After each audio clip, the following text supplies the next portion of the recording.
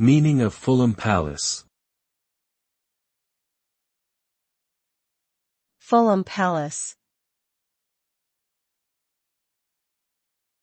Fulham Palace. Fulham Palace. Fulham Palace. Fulham Palace is a historic site located in the London borough of Hammersmith and Fulham. It was the residence of the bishops of London from the 11th century until 1975, and it is believed to have been the location of a manor house since the 7th century. The palace is now open to the public as a museum and features a range of exhibits and displays on the history of the site and its inhabitants. Today, it is a popular tourist attraction and a significant landmark in the area, serving as a testament to the history and heritage of the local community.